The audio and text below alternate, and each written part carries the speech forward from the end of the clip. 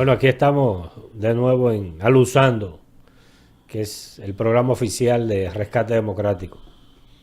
Don Merle, cuántas cosas están ocurriendo en el mundo y con unas derivaciones que nos afectan de forma directa y seria a nosotros aquí, ¿eh? Podemos sobrellevarlas.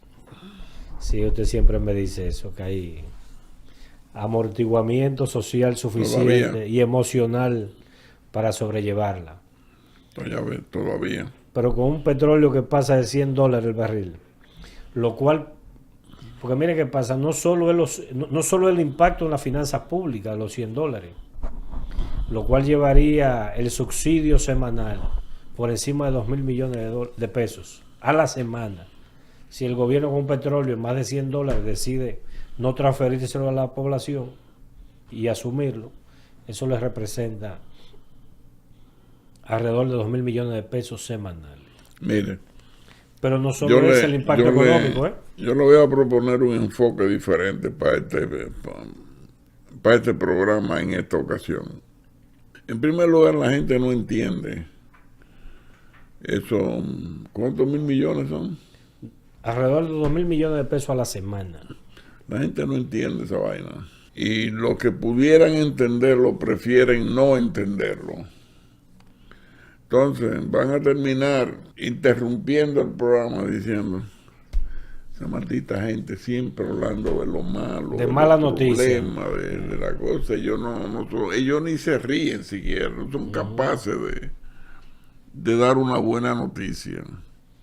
Entonces, mire, íntimamente, por supuesto que sabemos las consecuencias.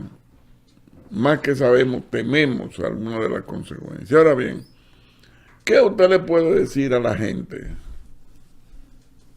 A la gente, o sea, a los de a pie y a los que andan en un Corolita o en un Sentra o en una camioneta vendiendo lo que sea, desde hierro viejo hasta plátano. Miren, nosotros no hemos aprendido el significado del ahorro, tampoco el de la prudencia, tampoco el de la previsión. Nosotros las cosas siempre nos dan en la madre, porque andamos con la barriga al aire. Yo le pregunto, ¿va a subir la gasolina de precio? Bueno, va a tener que subir si esta situación se mantiene. ¿Qué puede hacer la gente? Por ejemplo, la clase media que tiene muchachos en colegio, que tiene muchachos en escuela, que tiene un horario, una oficina o una institución, una tarjeta que ponchar o una asistencia a la que comparecer. ¿Cómo pueden sobrevivir? Ellos agradecerían a nosotros les digamos, bueno, por ejemplo, aquí una parte del país todavía va a su casa a comer al mediodía. O sea, hay gente que coge 4 tapones al día. Por la mañana, cuando sale, al mediodía, cuando va a comer, a las 1:30 o a las 2, cuando regresa al trabajo y en la tarde al salir. Bueno, llévate la comida o come a otra hora como hacen los americanos, porque esa es una de las razones por las que en Estados Unidos la gente come a las 6 de la tarde, entre 5 y 6. Y no es que a los americanos les guste cenar tan temprano ni almorzar más tarde, que entendieron hace siglos, o qué sé yo, décadas, que era insensato perder o invertir el tiempo en salir a comer. Pero los dominicanos, ¿quién le quita su arrocito, su habichuela y su concón al mediodía? Ya, bueno, entonces tienen que coger entre joderse por un lado o por el otro. Pero de que pueden sobrevivir, sí pueden. Se sobrevive. Pero de eso que estamos hablando, no estamos... Pero ese dolor aumenta la temperatura de la gente. Porque no solo es, dejo de ir a comer al mediodía. Perfecto, ahí tengo cierto nivel de ahorro, pero me sube la tarifa eléctrica. Así es. Pueden venir ciertos niveles de despidos. Porque si la inflación arrecia en Estados Unidos y va a arreciar, y la economía se resiente, nos afecta por el lado del turismo y nos afecta por el lado de las exportaciones. Más del 80% de nuestras exportaciones van a Estados Unidos. Si Estados Unidos consume menos, compra menos, y por eso nosotros exportamos menos. Eso presiona la tasa de cambio. Porque acuérdense que la factura petrolera, por cada dólar que sube el barril de petróleo, nos representa 70 millones de dólares al año. Ha subido 45. Yo trato de que usted entienda. Que la gente no entiende esa vaina. No lo entienden. Ellos lo oyen, usted dice, sí, por cada dólar que sube el barril de petróleo, le cuesta al país. Pero el país es una vaina que no existe. Es una abstracción. 70 millones. Pero que se va a reflejar un galón de gasolina más de 300 pesos. Sí, pero mire. Y eso no es abstracto. Yo le voy a poner otro caso. En este país, los papás que llevan a los carajitos a la escuela, las señoras que van a un supermercado o a una tienda o a un cine, a donde sea que vayan, ¿sabes lo que quieren todos los dominicanos? Todos. Estacionar el maldito vehículo en la puerta del sitio a donde van.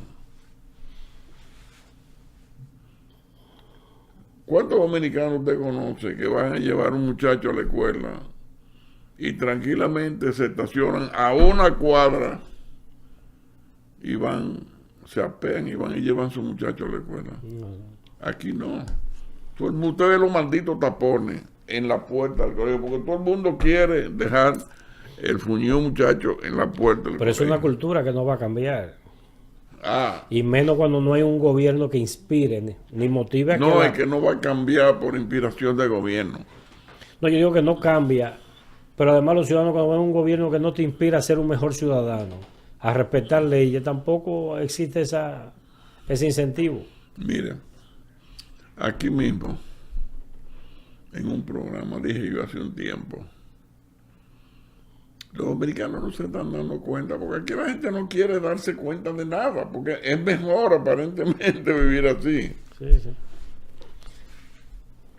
El que está hablando hoy no soy yo, o sea, me pasa que tengo el cínico revolteado, y como esa vaina me ocurre una vez cada 10 años, hay que aprovecharlo. Hay que aprovecharlo. Mire, yo dije en este mismo programa, falta poco tiempo para que el horario de trabajo y escolar en este país haya que modificarlo. Lo recuerdo.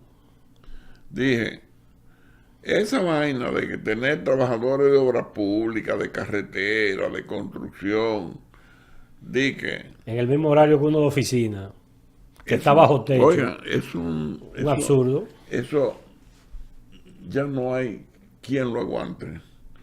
Entonces dije, por ejemplo, yo que sé algo de finca, si no este será el año que viene, y si no el otro, pero va a ser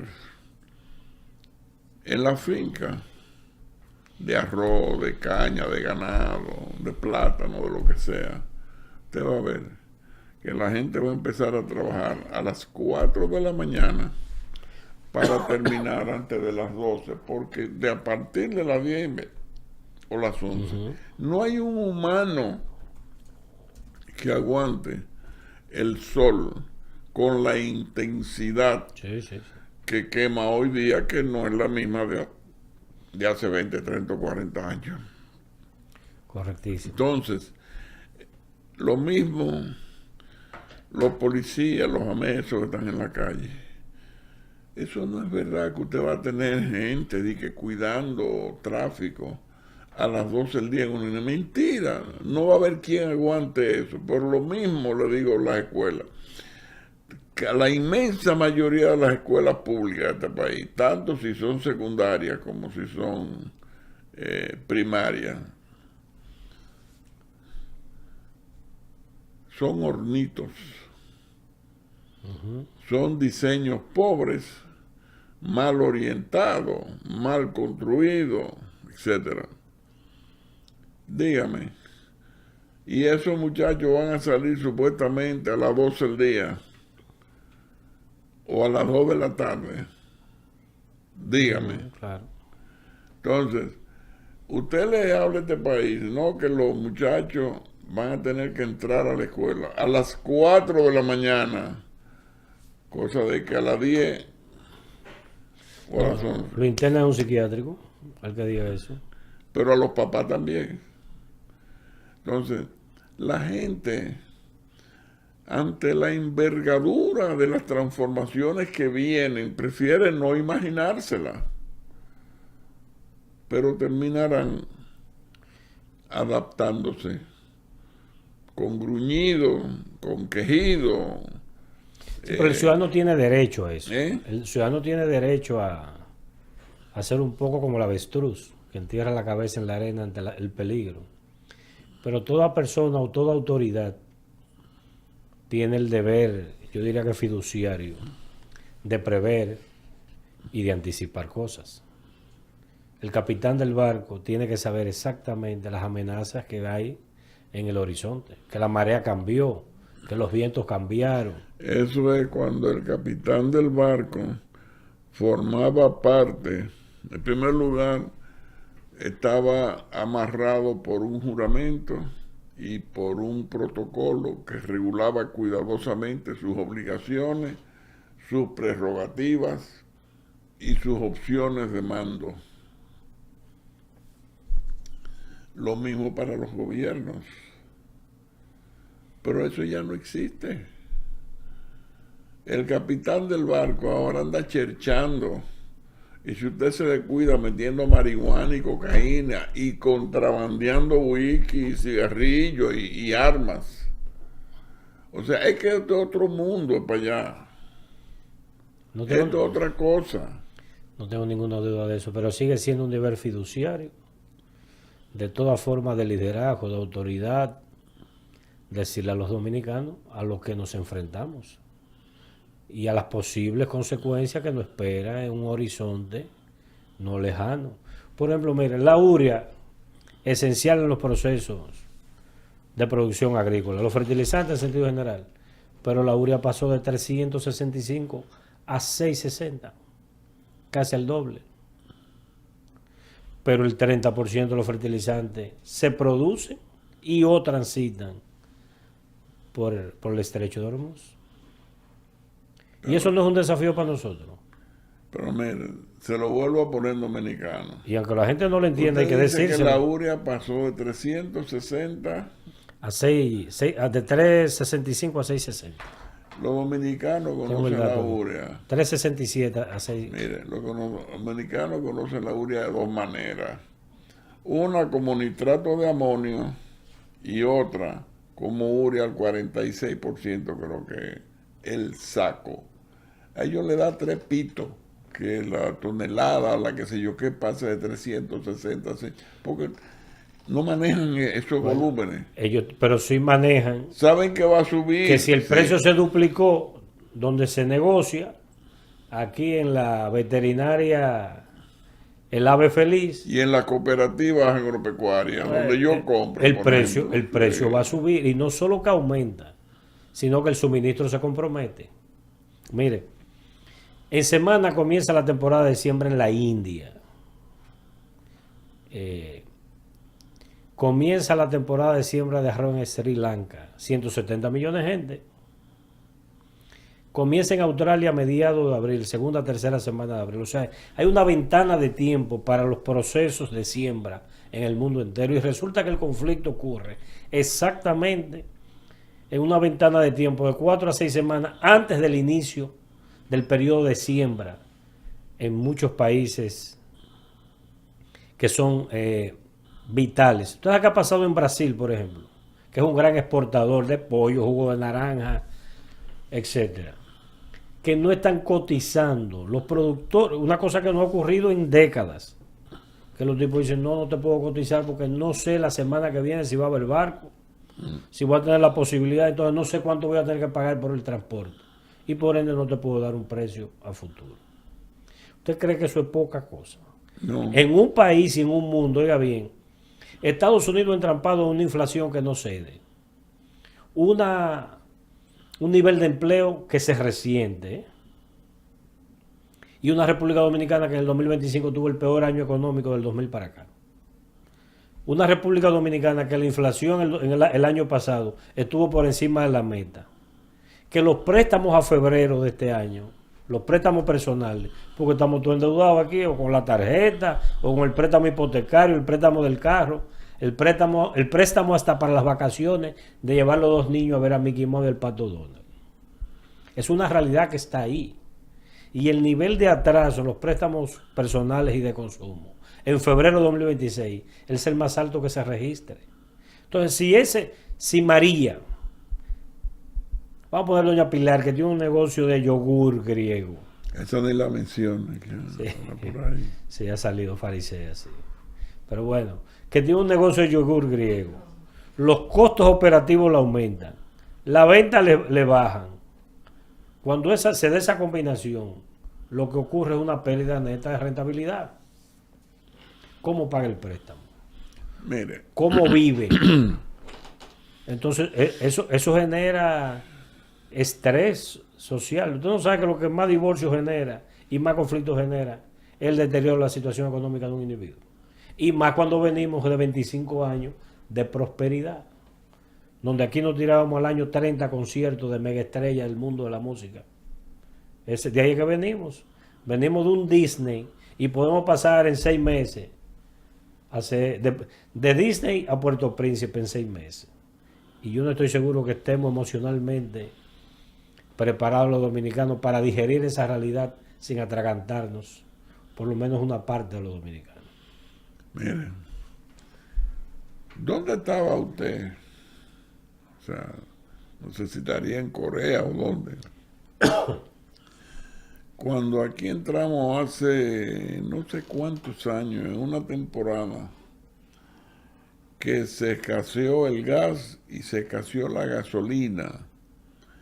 Y yo me acuerdo que los periódicos hablaban, no, que el barco que trae el gas que va a descargar por Puerto Viejo de Asua, Sí, la antigua Pubisa, llega mañana o llegó, operadora de Puerto Viejo de Asos. una vaina así. ¿Usted se acuerda de eso?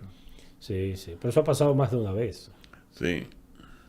Pero hubo una vez, una en particular, que recuerdo que eso se agravó porque entonces había un poco de Mal tiempo. mal tiempo y entonces que el barco no podía atracar, no podía conectar la manguera, la vaina, la del diablo. Entonces, ¿eso puede ocurrir otra vez? Evidentemente que sí. Ajá, pues entonces ahora fíjense, la gente joven no sabe de esto que voy yo a hablar ahora, pero cuando yo era un carajito, en mi casa y en el barrio, en el barrio nosotros nunca vivimos en barrio, en campo, se hablaba del gas morado.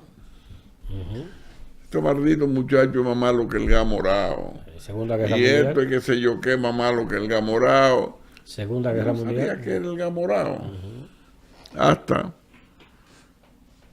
que me enteré que en los años de la Segunda Guerra Mundial el consumo de querosene, porque eso no era gas licuado de petróleo, era el gas morado, era el querosene. Yo lo llegué a ver. Que se usa para las lámparas y hoy sirve para como combustible de las turbinas de los aviones.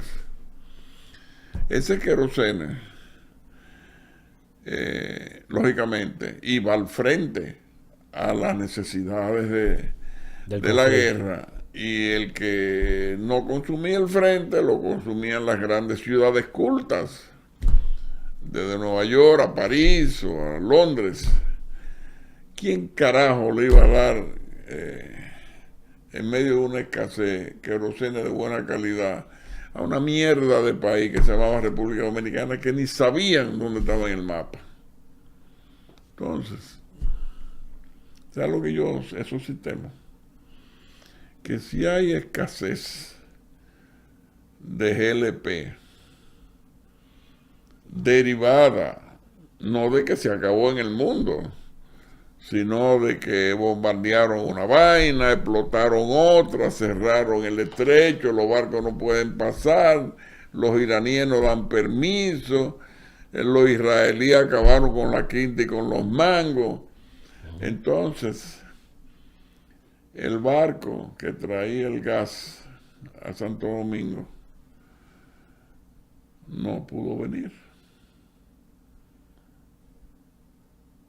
Se atrasó 2 semanas o se atrasó un mes. ¿Para cuántos días hay reserva aquí? Dice las autoridades, entre comillas, 3 a 4 semanas, pero creerles es un acto de fe. Ah, sí.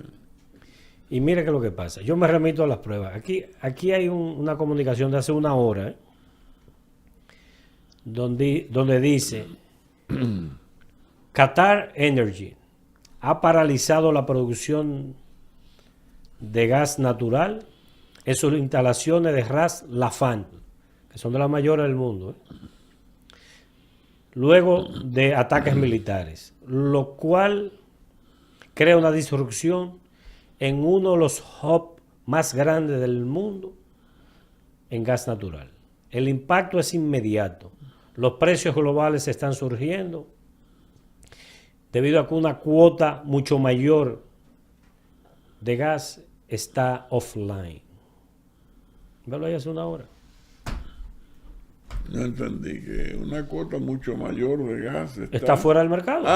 Okay, sale de circulación, fuera de línea. Okay. ¿Usted sabe por qué el petróleo no está a 150? Porque en Arabia Saudita fueron previsores y hace 30 años, 40 años atrás, crearon un oleoducto que termina en el Mar Rojo. Y por ahí es que están sacando 4,5 millones de barriles de petróleo diario. Pero eso es hasta que los Houthis de Yemen se metan a la fiesta, que a mí me extraña que no han participado todavía. Porque no le han llegado los cohetes. Bueno, pero no han participado. Si eso se compromete, esa alternativa, entonces el petróleo debería subir de $125. ¿Uno quiere que eso pase? Claro que no. ¿Desea que eso pase? Evidentemente que no. Pero uno tiene que prepararse para los posibles escenarios. ¿Usted no controla? ¿Usted? No, todos los dominicanos. El motoconcho, don Melvin, que antes se quedaba con 1.800 diarios, ya va por 1.300 diarios, matado trabajando yo. Sí, pues ¿sabes lo que pasa? Y si el combustible le sube, se va a ir con 800. Y la comida que le subió no le da para emparejar la cuenta. Y entonces... ¿Todo eso es verdad o puede serlo? ¿Y el que trae el camión de plátano de Moca? Pero déjeme decirle que también eso es una especie de tratamiento de shock o de electroshock a la economía y a la sociedad dominicana. Que no está preparada para eso, don Melvin. Bueno, ni los fundamentos. Nadie se lo está infligiendo intencionalmente, sino es un subproducto de una guerra. Pero una bala perdida te mata igual que si fuera intencional. Sí. El desenlace es el mismo. Entonces, ¿podemos ante ese escenario seguir con la fiesta del gasto? Entonces, o llega el momento de la austeridad. Así que la gente va a seguir para allá, no importa como usted se Pero lo una diga. cosa es el ciudadano que tiene cierta libertad y otra cosa es la autoridad que tiene el deber ¿Qué autoridad? Aquí no hay autoridad. Bueno, entonces que Dios no haga reconfesado. No, aquí no hay autoridad. Bueno, aquí la autoridad no sirve ni para cómico. Quizá para payaso. Ni siquiera, ni para payaso. Bueno, andaba el presidente antes de ayer, creo que era, chequeando la hoja de tabaco en la finca de los Fuentes y empapándose más del proceso. Dígame, con un petróleo a $100, él allá anda viendo la hoja de tabaco. Para allá. Presidente de la República Dominicana soltó eso. Tiene una reputación establecida de que no se ha leído ni un libro en toda su vida. ¿Sabe qué usted espera? Bueno, pero estamos montados en un barco llamado República Dominicana, sometido. ¿Usted ha visto una situación que pudiera eventualmente derivar en situaciones de la envergadura y de la escala que estamos viviendo? ¿O usted cree que ninguna naviera va a dejar de suministrarle petróleo a China para mandar el barco para acá? A eso era que me refería ahorita. ¿Usted cree? A eso era que me No refería solo es el ahorita. precio del petróleo y el precio del transporte y la disponibilidad de barcos. ¿Eh? Y el tema de los fertilizantes y comenzar la cosecha de primavera en el arroz, ¿cómo va? ¿Cuándo es? ¿Y entonces? Entonces son demasiadas amenazas al mismo tiempo. O se nos olvida que el año pasado el déficit del sector eléctrico costó casi 2.000 millones de dólares. Y con estos precios se va a meter a 2.500, 3.000. Y eso no lo aguanta nadie. Y si no tenemos gobierno, entonces los ciudadanos conscientes tenemos que comenzar a levantar la voz y a reclamar direccionalidad y rumbo. Yo estoy de acuerdo. ¿O vamos a seguir con los 20 millones de dólares al mes en publicidad? Ellos van a seguir. Sí, Bueno, nada, a Dios que reparta suerte. sí. Y aguanta este pueblo tanta insanía. O sea, mientras a Pedro se lo lleva a San Quintín, el Estado y el gobierno gastan y malgastan. El Ministerio de Vivienda está comprando más de 100 millones de pesos en camionetas. Dígame. Vaya, mire, estos tipos no tienen madre. Ni padre, ni maestra, como decía un amigo mío. Nunca han tenido juicio. Nunca han tenido valores, visión, nada. Entonces, los americanos se lo buscaron. Ahora, claro. Yo no creo que merezcamos semejante plaga. Pero nosotros lo estamos viendo del lado dominicano. ¿Y Haití? En ese contexto. Tenemos lo que no merecemos. Yo no creo que merezcamos eso, ¿no? Me niego a pensar que los dominicanos merecemos semejante plaga. Me niego. Y Haití, entonces, en esta ecuación de dificultades y de apremios, esos sí están preparados para sobrevivir a cualquier cosa, cultural y antropológicamente, por el proceso evolutivo. Pero si ven que sobrevivir allá se vuelve materialmente imposible, ¿no van a cruzar para acá donde está el primo? Ellos han estado cruzando sin que acontezca. Sí, pero esta situación puede generar una presión migratoria mayor. Y en ese contexto aguantamos 300, 400 mil más que cruce para acá. O sea, yo entiendo que el estrés al que pudiera someterse la sociedad dominicana en los próximos meses, yo no recuerdo en ningún momento de nuestra historia que hayamos vivido una tormenta perfecta como la que estamos viviendo. Porque mire qué pasa. Si el gobierno tiene que subsidiar, tiene que disminuir la inversión en obra, pero la economía va a disminuir el nivel de actividad económica y por ende el nivel de recaudación, porque se va a afectar el turismo, se va a afectar el comercio, se va a afectar la cadena de suministro. Entonces eso nos trae una tormenta perfecta. Y los dominicanos entonces nos vamos a aguantar, llevar este calvario a cuesta, mientras los tipos arriba están de fiesta, romo, fiesta y gallo, y mañana gallo. Y nosotros abajo aguantando y tributando. Mujeres y drogas. Sí, además. O sexo, porque no tienen que ser mujeres necesariamente. Ya sexo, como sexo estamos. Y droga. Y entonces los dominicanos vamos a pagar la fiesta, incluso en esas circunstancias. Le toca pagarla por comer mierda. Yo me niego a creer que los dominicanos nos vamos a resignar a eso y nos vamos a someter a la humillación moral y emocional de convertirnos de hecho en esclavos de una casta política. No, pero mire, hay uno ahí que se define como el líder de la oposición. El individuo que se supone que debe plantearnos a los dominicanos un rumbo, una ruta distinta, que nos lleve a niveles de decencia, de ética y de bienestar material mejores. Pero el tipo sale en el Mundial de Béisbol compartiendo plácidamente con un empresario que históricamente ha tenido negocios importantísimos con el gobierno dominicano y que el rumor público señala que tiene intereses directos en la ecuación que derivó en el caso Senasa. Y entonces Leonel Fernández Reina sale en el Mundial de Béisbol, delante de 37,000 fanáticos, retratado feliz y plácidamente con Guillermo Sencio. Entonces podemos apostar que si él ahora que necesita de manera, para sobrevivir políticamente, necesita hacernos creer a los dominicanos que él es distinto, que él cambió, que él aprendió la lección. Y sin embargo, en vez de tener cierta constricción, sale plácidamente con el hombre, disfrutando en una tribuna de lujo, en un área VIP, disfrutando el Mundial de Fútbol. Entonces, si no lo hace ahora, que necesita tenerlo abajo de la mesa, lo va a hacer cuando llegue el gobierno. Mire para allá. Si cometiéramos esa otra equivocación. Entonces, ¿para dónde cogemos? Mire. De un chin para atrás.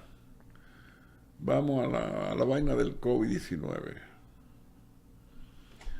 Cuando la fuñenda esa salió, todo el mundo sabía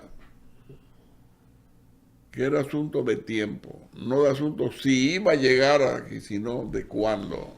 Ajá. Yo honestamente pensé que se iba a tardar un tiempo, porque somos islas. No, pero en el mundo globalizado. Sí, exactamente. Lo bueno y lo malo llega instantáneo. Llega de una vez.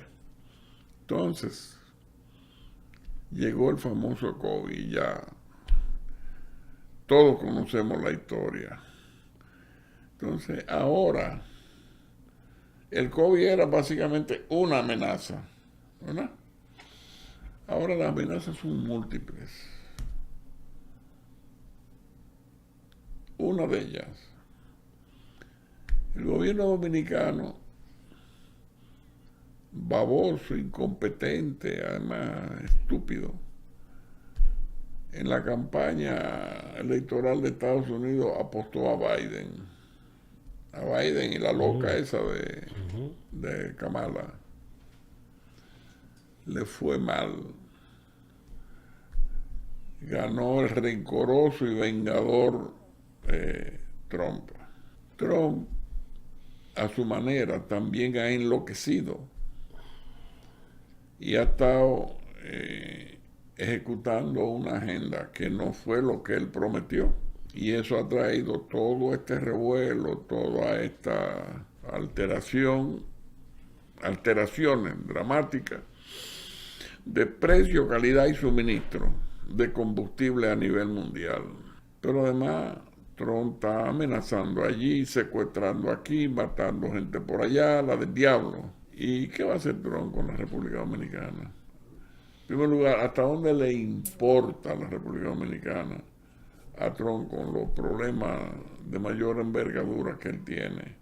Sí, entonces no buscan países como la República Dominicana la protección del patrón, en este caso Estados Unidos, porque el entreguismo es eso, o sea, me recuesto de aquí para cobijarme con tu protección, con tu sombrilla nuclear, tu sombrilla económica, energética, tecnológica, poderosa. Pero aquí, ¿Con qué cuentan estos babosos? Aquí hemos dicho en programas anteriores que es evidente que estamos en una especie de protectorado y que la nueva embajadora diligente y activa se ha tomado su trabajo en serio. Y ahí recientemente estuvo en la frontera, caminando. Si no, esa mujer se está ganando el sueldo, sí, o sea, no hay duda. Ella no está como el imbécil, el imbécil, ¿no? Willie Brewster. Se andaba viviendo la vida loca. Hasta ahí llegamos. Pero es evidente también que es una especie de institutriz de Abinader. Y la presencia de activos y capacidades militares de Estados Unidos en el aeropuerto de las Américas, que ya tiene varios meses. Y si era para Venezuela, ya lo de Venezuela no debería ser necesaria todavía esa presencia en los niveles que permanece. Entonces, evidentemente que hay una especie de cogestión de sectores estratégicos del gobierno por activos del gobierno de Estados Unidos. Recientemente, hace 2 o 3 días, salió un decreto de Delcy Rodríguez, destituyendo a Padrino López y 12 generales más. ¿Quién podía pensar eso? Padrino López llevaba 12 años siendo ministro de Defensa, y había logrado un nivel de control sobre las Fuerzas Armadas Bolivarianas en Venezuela, que lo volvió un componente esencial de la ecuación del poder en Venezuela. Y no lo podían quitar. Bueno, pues llegaron activos militares, fue el del Comando Sur hace como 2 semanas. Llegaron recientemente unos militares a Fuerte Tiuna, militares norteamericanos. Y hace 3 días, creo que fue el miércoles pasado, que salió la información que habían destituido a Padrino López, comandante en jefe de la Fuerza Armada Bolivariana por 12 años. Y vemos lo que está pasando en Cuba. Yo creo que viene una prueba de fuego importante, y es que en las próximas 2 semanas van a llegar 2 barcos rusos a Cuba. Uno con 200.000 barriles y el otro creo que lleva 500.000 barriles. Si esos barcos entran a Cuba, es una realidad, y si no le permiten entrar, es otra realidad. Entonces el Caribe anda revuelto, y no el periódico El Caribe. Y evidentemente que Abinader mentalmente ya soltó esto. Él lleva como 15 o 20 días, que ha salido 16, 17 días del Palacio a cosas prácticamente innecesarias. Se echó 2 horas sacando un pasaporte. Mire, cuando un lunes un presidente vota 2 horas sacando un jodido pasaporte, comienza usted por él. Para los 2 días estaba sacando la licencia con la doña. Que a propósito un tribunal dio un no al lugar. Un apellido Pumarol. Que el tipo tiene evidentemente trastorno severo y cometió unos crímenes de una joven que está vinculada familiarmente con la primera dama. Pues ya se soltó porque, oiga, no hay cordura tampoco.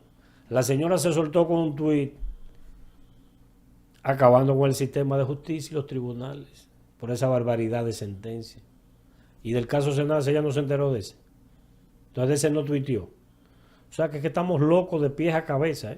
No hay un residuo de juicio, de brújula en ningún estamento del gobierno dominicano, y yo me atrevería a decir que de la nomenclatura del poder, de las mafias del poder. No hay un estamento, no hay un residuo de poder en ningún lado, en ninguno de esos estamentos. ¿O usted cree que las élites económicas están sufriendo y analizando minuto a minuto esa situación, el desenlace y la evolución en el Medio Oriente? ¿Usted cree que están comparando etiquetas de vino a ver quién tiene el más caro? No, y esperando la respuesta, la aprobación del proyecto que quiero ahora hacer. En eso que están, ¿eh? Sí. Hay el otro componente de ese esquema de las mafias del poder, que es el componente comunicacional. ¿Usted cree que una parte no pequeña de los medios de comunicación y el periodismo dominicano está en informar esa situación, en crear conciencia social de las amenazas, en un análisis objetivo de las dificultades? ¿O que me salga el chequecito de la publicidad que tengo en aduana, en el Ministerio de Industria y Comercio, o con un amigo suyo en Indotel? Por eso es que yo le digo. ¿Tú sabes lo que es Promipyme colocar 28 millones de pesos en publicidad? Oiga, ustedes saben.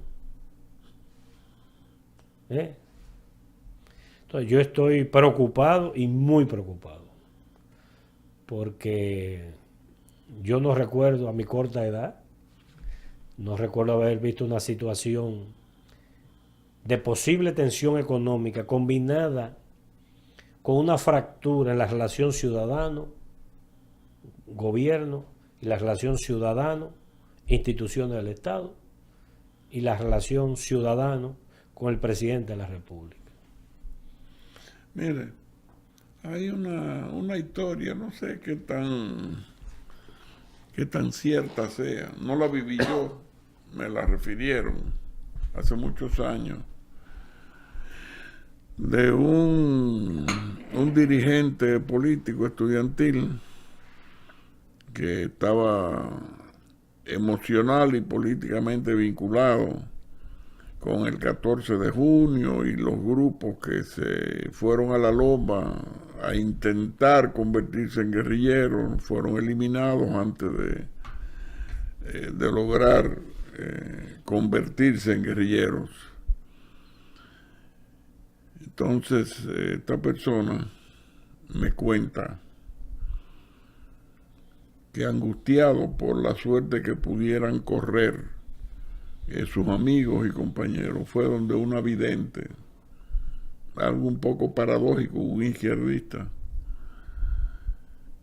exteriorizó ante la vidente su preocupación, su angustia por la suerte que le pudiera acaecer a esos muchachos, y que la vidente le dijo: ay, fulano, no te preocupes, deja que el destino se consume, o sea, deja que pase lo que tiene que pasar. Lo que pasó fue que lo mataron casi a todos,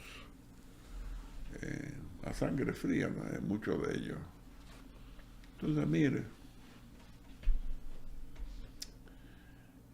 esta es una sociedad que tiene pendiente un ajuste de cuentas con su propia historia.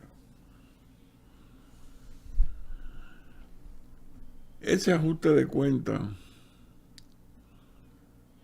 no va jamás a tener lugar producto de un ejercicio de conciencia de ciudadana y nada por el estilo. Escriba lo que no. Así es, estoy de acuerdo. El ajuste de cuentas, si no lo trae la razón, lo traerá la fuerza. Pero eso tiene sus derivaciones y preocupaciones. Pero imagínese usted. Entonces yo le digo, en todo caso uno puede consolarse de dos maneras. Una, pensando que al final del día le va a hacer bien a este país vivir o atravesar ese ajuste de cuentas. Sentarse con la realidad siempre da buenos resultados. Es doloroso, duele, pero es conveniente. Sí, pero la gente no tiene eso. Porque aquí hemos dejado de vivir en la realidad hace mucho tiempo para entregarnos a los sueños, a la fantasía, de la publicidad, de Magic Kingdom, de Hollywood, toda esa pendejada. Soñar es humano. Y es un bálsamo. Entonces lo otro que uno puede hacer es, modestamente, decir a la gente: mira, si hay escasez de combustible y el precio de los combustibles se dispara como todo parece indicar, bueno, en vez de comprar 10 galones de gasolina y tenerlo almacenado en tu casa, expuesto a que pase cualquier cosa, cómprate unos tenis y empieza a caminar. No digo que compre una bicicleta, porque usted compra una bicicleta y lo que le puede pasar es hasta que nos acusen a mí o a alguien más de alentar el homicidio y accidentes. Y bueno, pues se montó una bicicleta y nadie le vende un seguro de vida. Lo batean. Los ciclistas no gente, los peatones tampoco, pero hay un poquito más de posibilidad de supervivencia. Sí, de protección. Pero usted quiere una evidencia mayor de lo mal que estamos, que eso que usted relata es cierto, es dolorosamente cierto. ¿Cómo se vive así?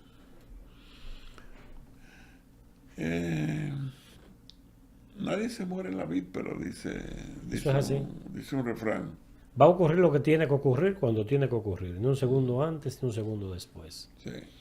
Pero insisto que el deber fiduciario de cualquier figura pública, de cualquier espacio como el MRD, es tener la responsabilidad histórica con los dominicanos de decirle lo que vemos y las amenazas que entendemos que se ciernen sobre el horizonte.